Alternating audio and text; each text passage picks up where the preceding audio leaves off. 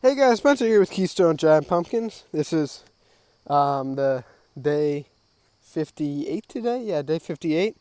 Long form video update on the giant pumpkin. Let me get her uncovered for you guys. There we go. Um, you may see that I have a pool noodle here.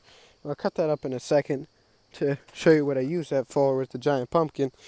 But let me uncover her first just to show you guys.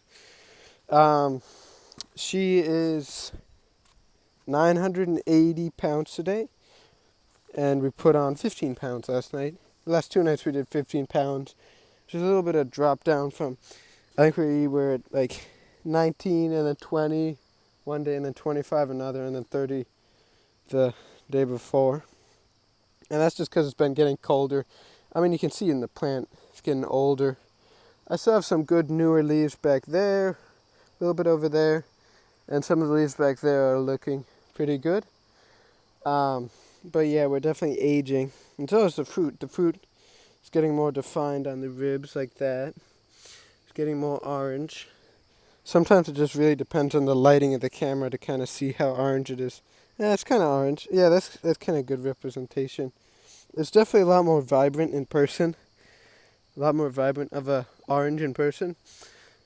But it still has a lot of room to deepen, get a darker orange, and then goes to even red probably by the time it's done. It'll be a pretty looking pumpkin. I still have had no cracking, no further cracking of this stem, and then none on the blossom, thankfully. And no cantalouping either, pretty much everywhere, except I guess there's a little bit here.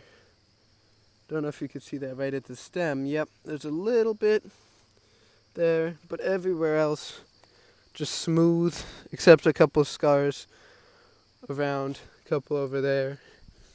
But it's all just smooth baby skin. And it looks great.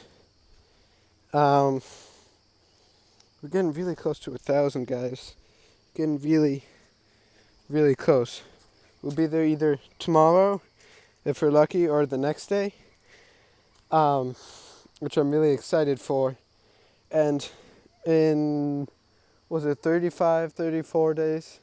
I think it might be 35 days till the weigh off. That's still a lot of room to grow. So hopefully we'll be safely within 1,000 pounds, safe from going light. My goal for this year is just getting over 1,000. As long as I get over 1,000, I'll be happy. Even with this beautiful color with the pumpkin, I'm happy. To the pool noodle. A lot of you who haven't grown giant pumpkins before may be wondering why the heck do I have a pool noodle in the giant pumpkin patch. There's actually a good reason for that. Let me cut it up while explaining. Trying to open my pocket knife while filming. Opening a pocket knife with one hand is not easy. Alright, so what I need to use this pool noodle for is I have to take it and then I have to cut it to go over this section, because that's getting close to the fruit because it's grown quite a bit. So I have to put a pool noodle over this. This is actually pretty loose, even though it doesn't really look like it's that loose. And that's just because this stem, for some reason, has just grown kind of down like that, which is kind of weird. It just kind of grew at an angle, even though that this thing is all nice and loose for it. So this still has room to go up. It's just that stem grew weird like that for some reason. It's still a great stem.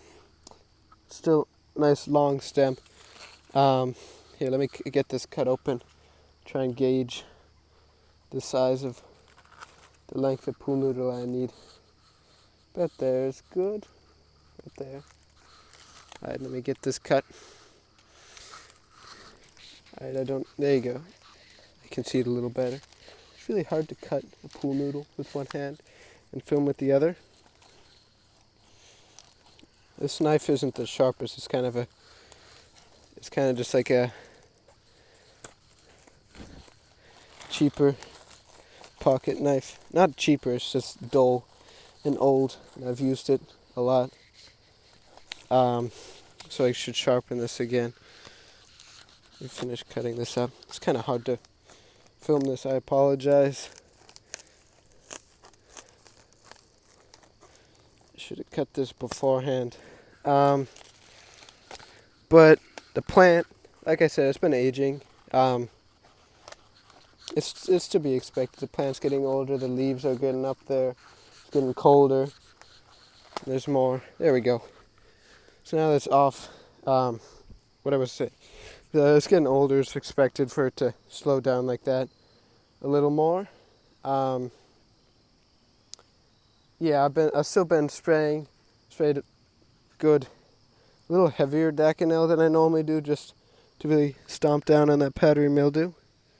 And it's been working. I mean, this is just older age. That's why it looks like tattered, like that. That's old age. But it's not much powdery mildew. There's some there, but that's sprayed pretty heavily, and it's kind of like inactive. It's not spreading to more leaves, which is really what I wanted to stop.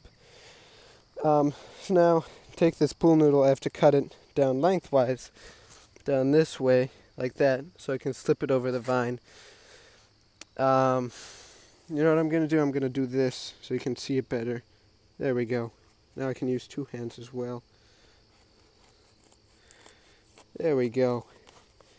That's what we need. Just cutting straight down horizontally on that. Cutting away from me because I don't want to cut myself.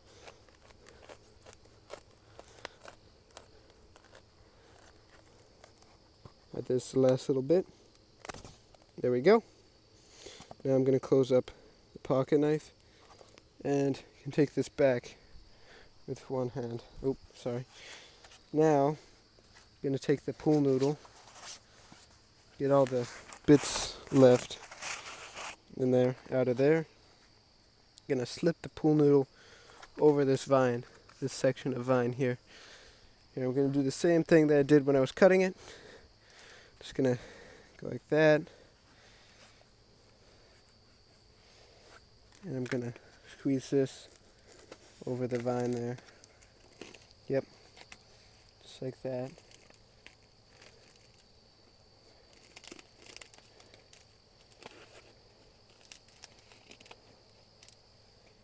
There we go. Get it down there too. There we go. Now, that's going to keep it from scratching that vine there. We're all good with that. Sorry that took a little while.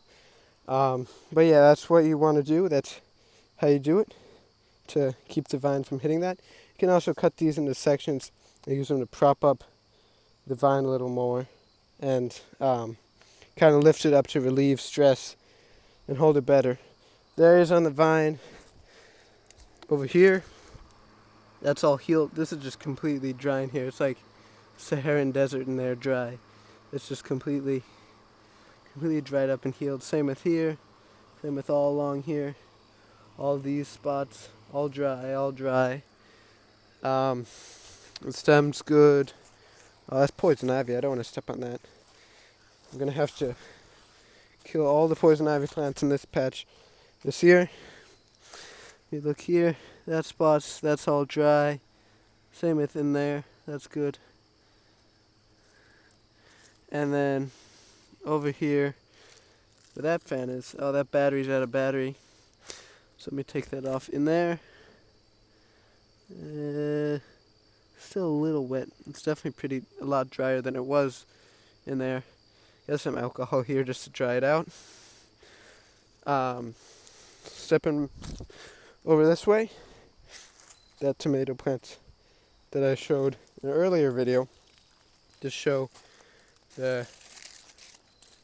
how good the soil is doing well. It's very nice and green, healthy. over here, this is the youngest. I think this is the youngest part. No, I think there's a couple younger leaves here and maybe in the corner there. But this is new plant. It's fairly new. And these are nice healthy leaves. Look at that. This one's a little deformed for some reason. I don't know why. But the leaves here are still all healthy, these newer ones. The older ones, they're kind of tired and done. There, yeah, look, those are still nice and healthy. A couple of them have a little bit of powdery mildew, but you can see how it's turned kind of like orangey yellow like that, which means the Daconel is working and it's taking care of them. Now let's take a look at the stump over here. Coming over here, in there. That's all dry. Same with the stump in there. Yep. It's all dry in there. That's actually a different vine. That's not connected to the stump at all. But the stump itself, completely dry. Same with this area here. I have to give the pumpkin some water today. Just because it's been dry and you can kind of see. So it's dry. Need to give it some water. Give some water yesterday, I think. But it's just been drying out so quickly in the sun with these sunny days. I'm stepping over here. This is kind of like the less dense side of the plant. These are where older leaves are. It's kind of died out. As long as they're still like not covered in disease and they're still helping somewhat, I keep them. Because why not? I could use all the help I need for the pumpkin. It looks like there's a ton of weeds in here, but it's actually just a ton of tomato plants. So there's a lot of tomatoes in there that I have to pull out actually. And the leaves are pretty healthy, especially over there. There's some healthier ones. You can see that one sticking up right there. That guy's pretty healthy. Same with like a bunch of them in there. And then through here there's some healthier ones. There's still some not as healthy. Probably should be cut off at that point. But there's still some that are helping, even if not that much, like those ones. I've still been spraying. Oh, here's a little like tertiary here. That's no good. Look, see that? That's aphids on it. I'm just gonna take this vine here. Oh, it's got the wire. I'm just gonna take this. Try not to knock any of them off. I'm just gonna take it and drop it directly into the woods, so those don't spread. And I'll keep spraying. I should probably do some spray tonight. A little after I water, let the water dry up, and I could spray some insecticide tonight. Some 7 to take care of those. Take care of all the aphids, cucumber beetles, squash bugs, all those. So here, let me just take this straight down here. Plant health is still deteriorating, but the pumpkin health is still great. You may notice the corn is drying out. That's just because it's been so dry, and since there's no ears on them, since the evil raccoons ate them all, I've just let them dry out so I can use them for decoration in the fall. Put that pool noodle over there. Still, just love that pumpkin. But yeah, the plant health is definitely deteriorating. It's probably like a 5 out of 10 right now. But pumpkin still looks great. I ordered a greenhouse. I said in my short form video, I ordered a greenhouse for the pumpkin just to get her all covered and contained, so I could put a heater in there and keep it all at the right temperature, so it will continue or like pick up with growth and not not keep slowing down when the nights get colder, because it's September now, so it's expected for them to get colder, and I have to stay on top of putting those blankets over it, so when I have the greenhouse, I just don't have to deal with any of that.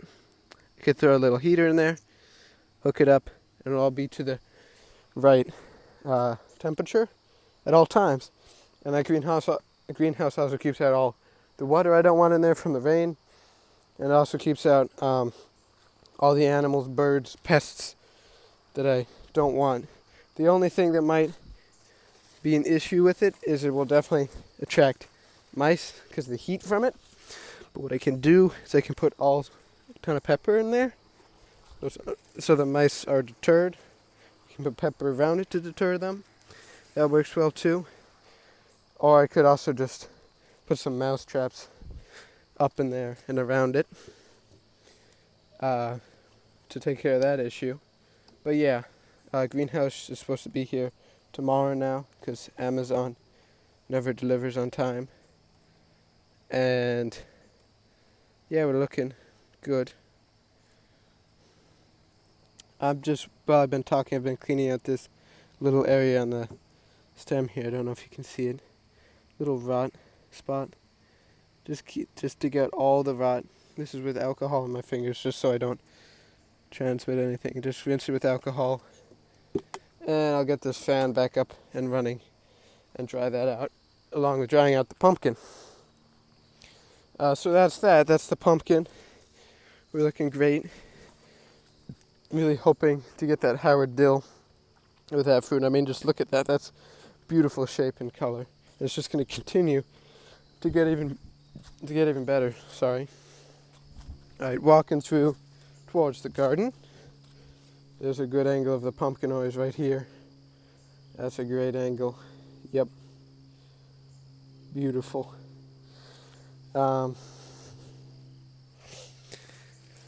This is kind of I've still sprayed here just because I don't want any pests or disease spreading.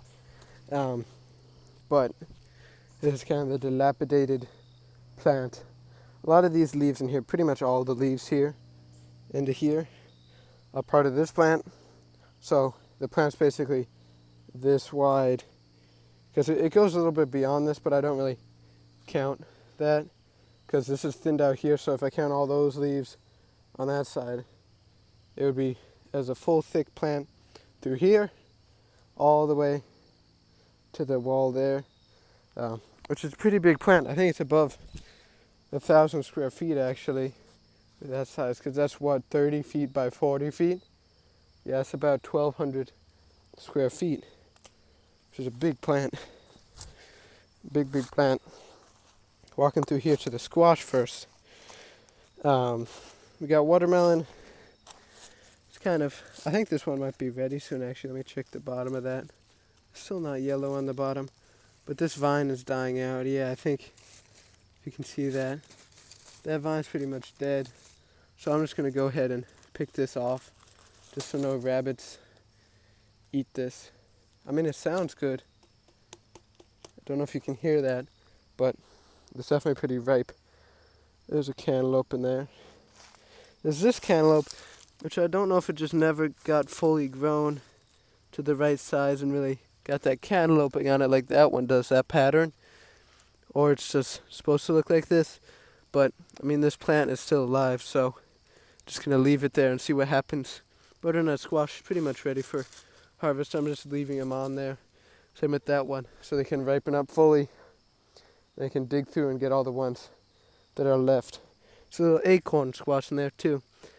And I harvested one of the cantaloupes, and I still haven't cut it open yet. But I'm excited to because it looks good. This is kind of died out. It's fall. It's colder here especially. And it's just time when things die out. So what I'm going to end up doing is I'm going to end up pulling out all the dead stuff in here. And just plant all the fall crops. So right now I need to start indoors. I need to start all my lettuces and maybe some brassicas like some broccoli and cauliflower. Maybe Brussels sprouts. I don't know if I have enough time by now to start them. But definitely lettuce. And I can plant out whatever else I can plant. Take down the dead cucumbers. Plant peas. I can plant plant carrots everywhere, because carrots are really good if you grow them in the fall, because when they ripen into the colder nights, they'll be a lot sweeter and crisper, which is what you want. So yeah, I'll shift from summer to fall mode because we're getting there. Here's a sunflower head. This one's kind of, you can see when the leaves start to dry up and fall off like that. And it's getting heavy, so it sits like that because the seeds have gotten big. And they're all in there. They're still white, so you don't pick them yet. But when they turn all the way black, or either all the way black or black with the white stripe, there's two different patterns. That's when you know the time to pick them and harvest them. Off of there, you could either save them to grow, or you can cook them and eat them. So I'll probably do a little bit of both because I have a lot of sunflower seeds. This is a still thing that's been healthy all season. No issues with them, and they're still very healthy. Are the sweet peppers. There's tons of sweet peppers on here ripening still. A bunch in there. And these plants are just nice, tall, healthy plants still too. There's some more sweet peppers in there. I don't know if you can see them. They're just all in there. There's tons. And it's very healthy plant. This is all part of the pumpkin too. This is all cut off, like I said before. Everything's cut off. There's nothing else growing on the pumpkin vine other than tertiaries that pop up every now and then that I have to cut off. This bed, I basically just have to tear out most of it and plant fall crops, same with most of them. Potato bed's all dug up, and I have to flatten it out and plant whatever fall crops I need. I'll go to the cucumber trellis in a second, but first, let me come down here. The tomatoes, the plants are still alive, and they're healthy at the end, leaves at the end. Still growing tomatoes, still picking them off of there. It's just dry. I can't keep up with the water. The well can't keep up with the sun. It just dries them out so quickly. Here's a sweet potato trellis, which is pretty good. It's definitely filled out, but you might notice that some of them are looking a little wilted like that, which is no good. And you might think that might be disease, or that they're just ready to be harvested, but the real reason is actually a rabbit, an evil rabbit, that has come through and it's chewed up a couple of those vines in there that I can show you as soon as I get back there. It's also chewed up a lot of these, what do you call them? Green beans. And it's just, I've built this whole big fence. I've been fighting the animals the whole time. I built it nice and tall so the deer can't get in. I had no problem with the deer, but then the raccoons came and they just climbed right over it. And then I stuck it to the ground, staked it down so the rabbit can't get in. And then, don't know if you can see, but the rabbit just chewed straight through the plastic fence and got in.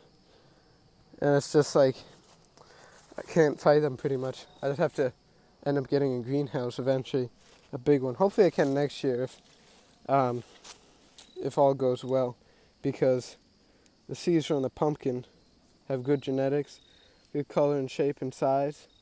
So if I sell the seeds, then hopefully I can get a greenhouse next year, which I do plan on selling the seeds. Right here, oh look at that. There's a hornet, I don't know if you can see. Yeah, you can see him. Those things are terrifying, the European hornets. They're so loud, like little helicopters. Coming in here, I can show you where the sweet potatoes. Oh, I came back through here. Look, it's halfway through eating that one. That's awful. Awful, evil rabbit. Look, so here's the stumps of them. Some of them are smaller, and it just chews through them like that, and just eats right through them. And I don't know what to do about it. I've sprayed so much of the deer and rabbit repellent in here that it stinks and it gets me all stinky, and it just doesn't matter. It still comes in here and eats them. So I'll probably end up either just putting a radio in the middle of this and blasting it to scare it away, or just dousing everything with pepper and hot sauce so it doesn't come mess with that. But But there's definitely, like, here's the stump of that's a bigger one. This is a bigger one that unfortunately was getting to in there. But yeah, I'm dealing with that. Evil rabbit eating my sweet potatoes. So I'll definitely come back out here later today and fix that, because I'm just sick of him eating these. Because there's still a ton in there. There has to be. Just based on, he's had to have eaten about 1 or 2 of them. But there's definitely a ton in there. The thing that bothers me more is he's just chewing through the vines, which stops the growth. And that's what bothers me more than him actually just eating them. Oh, look, there's a pole bean here. These are pole beans, so they like to vine. And I just planted a couple and had them grow along the side there. They take a bite out of that. That's good. In here, as you can see, there's a ton of cherry tomatoes I have to come through and pick. And then, let me check the onion. See how it's doing. Oh yeah. There's already just a smaller onion. That's a good green bean. But it'll store, because the skin's all set on it. Like that. And it'll store like that for months. So I can use it whenever we need it. Whenever we do a steak dinner once in a while. I like to make some mushrooms and onions. Those are always good. I'll save these for that. Yeah, there's a ton of cherry tomatoes in there. I'll probably end up picking all the cherry tomatoes. And then the plants might be done by then. And by that point, I'll put in most of the fall crops. Here's a cucumber bed. There's still some cucumbers in there, but cucumber plants, they're pretty much done. And as you can see from there, they're done. It's too late in the season, too cold, too many pests, too many bugs, and I'll just end up cutting most of these out and planting a bunch of peas along this trellis, because the peas will use that really well in the fall and toward the winter when I can harvest them. Herb bed, a little overgrown, so lots of mint, smells great. Mint, ton of basil still. It's kind of gone to seed a little bit. But yeah, that's pretty much it. I'll end up putting in the fall crops pretty soon. Definitely starting them inside soon. And harvesting the sunflowers pretty soon to take inside and dry out. But yeah, thanks for watching, guys. If you stay to the end, I very much appreciate it. If you guys have any questions, please feel free to drop in the comments. I'll answer any questions about the pumpkin or about the garden as well. Yeah, thanks, guys. I appreciate it. Like and subscribe. And thanks for watching. That's it.